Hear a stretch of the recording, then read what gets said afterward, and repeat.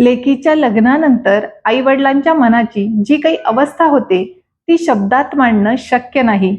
तरी सुद्धा ती शब्दात मांडण्याचा मी एक छोटासा प्रयत्न केलाय. इथे लेकीचं लग्न झालंय आणि ती लेक रोज सकाळी 9 वाजता आई-वडिलांना फोन करत असते.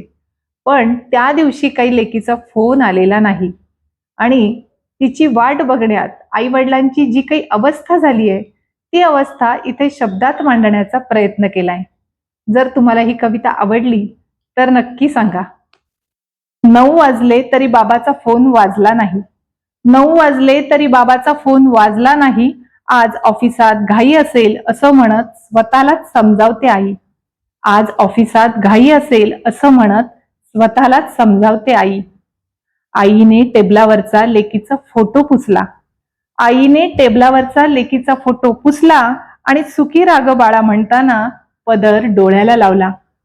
आणि सुखी राग बाळा म्हणताना पदर डोळ्याला लावला. दुपारी बेल वाजली. दुपारी बेल वाजली. आई धावत दाराकडे गेली. पोस्टमन बघून तशीच मान खाली घालून माघारी आली. पोस्टमन बघून तशीच मान खाली घालून माघारी आली. संध्याकाळी बाबा गॅलरीत खुर्ची टाकून बसतो. संध्याकाळी बाबा गॅलरीत खुर्ची टाकून बसतो. रस्त्यावरून जाणाऱ्या प्रत्येक गाडीकडे फक्त बघत राहतो. रस्त्यावरून जाणाऱ्या प्रत्येक गाडीकडे फक्त बघत राहतो. बाबाने चुकून लेकीचं कपाट उघडून पाहिलं. बाबाने चुकून लेकीचं कपाट उघडून पाहिलं. रिकामे हँगर बघून तसंच दार लावून दिलं. रिकामे हँगर बघून तसंच दार लावून दिलं. रात्री जेवताना टीव्ही लावला. रात्री जेवताना टीव्ही लावला पण आवाज बंद. तिच्या हसण्याने भरायचं घर.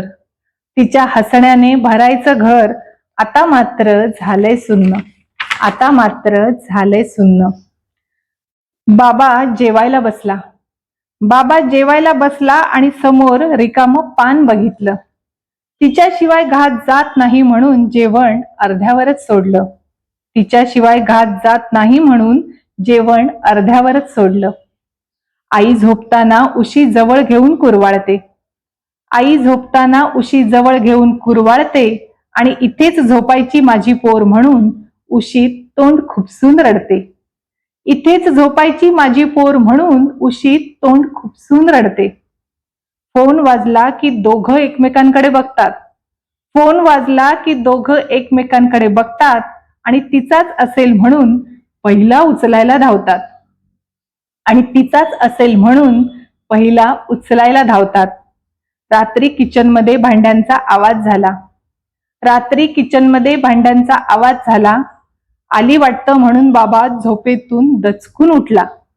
आली वाटतं म्हणून बाबा झोपेतून दचकून उठला. आईने तर दाराला आतून कडीच लावली नाही. आईने तर दाराला आतून कडीच लावली नाही. कधी येईल माझी पोर म्हणत रात्रभर जागी राहिली.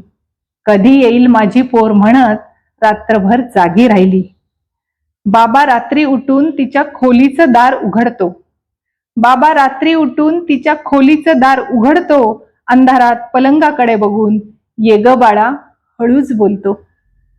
अंधारात पलंगाकडे बघून ये ग बाळा हळूच बोलतो. घर आहे माणसं आहेत. घर आहे माणसं आहेत पण घर पण हरवलं. लेक गेल्यापासून माहेरचं पोरकं पण कळालं. लेक गेल्यापासून माहेरचं पोरकं पण कळालं.